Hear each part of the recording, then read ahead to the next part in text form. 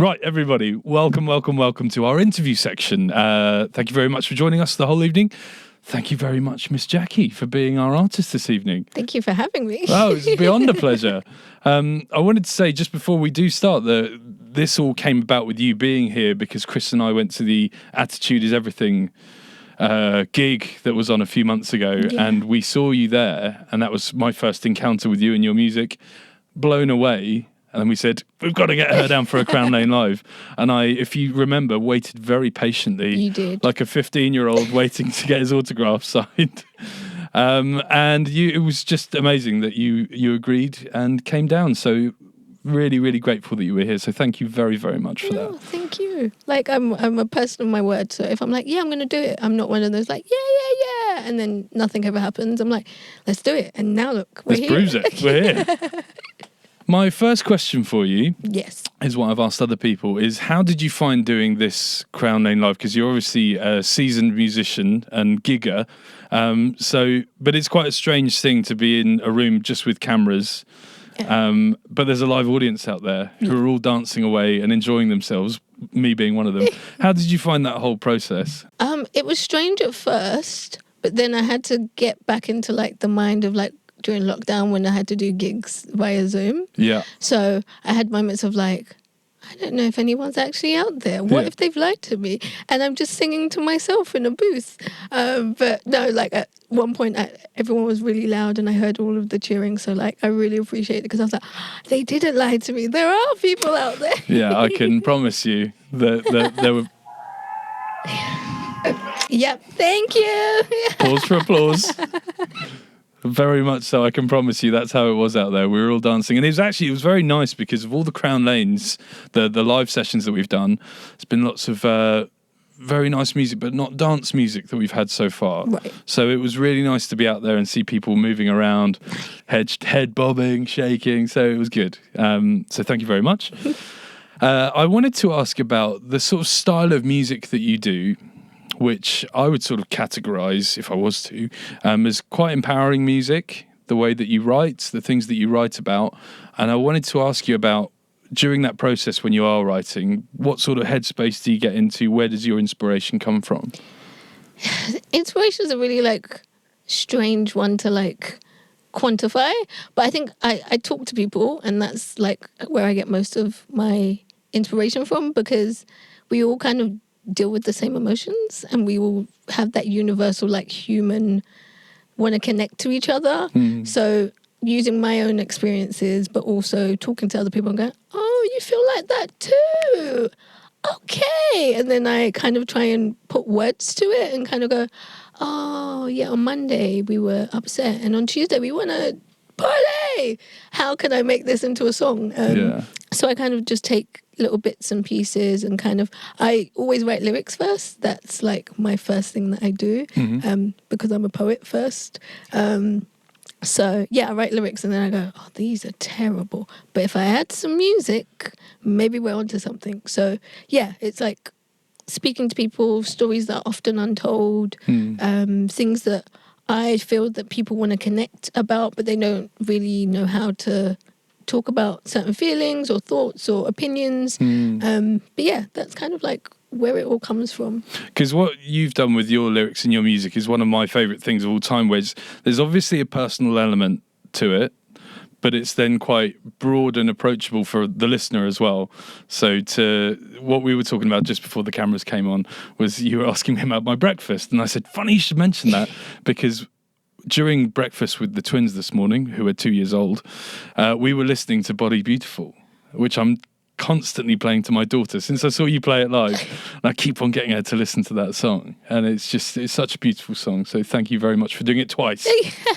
It was just for you. Just for Crown Lane that I would do it twice. Yeah, much appreciated. I wanted to take a quick moment to talk about the fact that you are our first wheelchair user who's done a Crown Lane Live. Yep. Very grateful for that, so thank you very much. But I did want to ask you about your experience within the music industry as a disabled artist, sort of for better or for worse. Yeah. The music industry, and I've said this a few times in my life, but like it's a bit prehistoric in like who can be an artist, who should be allowed to be an artist, and what that mold looks like. And for me, as like a disabled artist, when people go, "Oh, who's your inspiration, or who do you look up to?" and I kind of go, "Well, I like this and I like this, but there's actually not like a blueprint that I can follow in terms of like being a disabled person in the music industry. I have to write my own blueprint, and I'm definitely have gotten some things wrong, and I've definitely gotten some things right. But I think the industry is slowly shifting. I don't think it's quite there yet. Even if you think about like festival lineups, it's only just recently started to have more women in festival lineups. And it's like, how long have we had festivals? It's basically outside. I'm sure cavemen had festivals. Yeah. But then also being a disabled person, how many disabled people are on festival lineups? How many disabled people who are incredibly talented get those opportunities? And I don't think the industry recognizes how valuable those talented individuals are and like what they're missing out on. And I think the industry has always worked because there's like, let's just say 10 people at the top. There's like, yeah, this is the new thing. Okay, all of our artists are going to do this thing. And it's like, well, if I don't fit into that mold, I'm no longer the cool thing or the next thing, but actually I just like making music because I like making music, and if people connect to it, fine. But yeah, the music industry is prehistoric. With like access, there are some things slowly changing, but still has a long way to go, like a very long way. But I'm having a good time so far. Today's been a good day, so good. Yeah, I'm glad. I'm glad you've had a good day. Okay, moving on to a conversation that we very briefly had. That I was wondering if Crown Lane might be able to get an exclusive, which is any new material that you're working on, because I know that you've mentioned to me that there's some new material in the pipeline, and just if there was anything that you might be able to tell us about what might be on the horizon for Miss Jacqui. Okay, I'm going to be spilling some secrets. But yeah, no, there's definitely new music coming. I'm ready to get back into the studio and write, and I've lived so many lives in the last 4 years that I think it's time to put pen to paper and voice to lyrics and do it. So definitely this side of the year, sooner than you might think. Awesome. But yeah, definitely new music is coming. Good. I'm going to spring something upon you now. Yes. Which you're not expecting. That's fine. So I thought we could play a little game, a game that I invented about 4 or 5 years ago with my family called Spotify Top 5. And this game that I made is where I would give you an artist on Spotify, and you have to try and guess their top 5 songs. And the artist that I'm giving you is Miss Jacqui. And I checked about 25 minutes ago. We're only going to do the top 3 to make it more fair on you. But I want you to try and guess what the top 3 songs on Spotify are as of 20 minutes ago. Of mine? Of yours. Any guesses? Freedom has to be up there. That Freedom is number 2. Freedom's number 2? Yeah. Okay. So number 1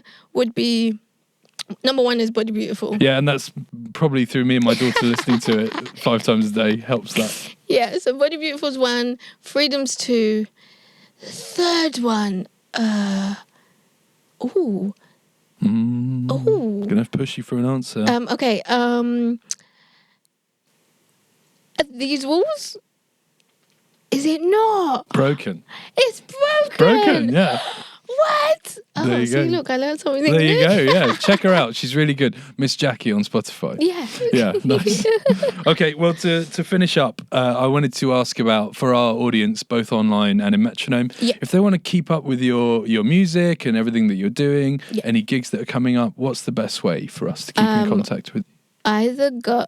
Do you know what easiest way? Follow my shenanigans on social media, especially Instagram. That's where most of my shenanigans are. Don't tell my mother. It is at I am Miss Jacqui. Jacqui is spelled JACQUI because my father loves to confuse people. Nice. Yeah. Good. Well, You heard it here, folks. Right, what we're going to do next then, if it's okay with you, is we're going to end this interview and we're going to come through. And when we come through those doors, you need to make an even louder noise because Miss Jacqui is going to come and meet her beautiful audience in Metronome. We're also going to bring out our young people from the Jack Lonigan Foundation and maybe John and Chris as well. But otherwise, thank you very much, Miss Jacqui, for doing Crown Lane Live with us. Thank you. Thank you very much. So we'll just awkwardly stare into camera until it's over.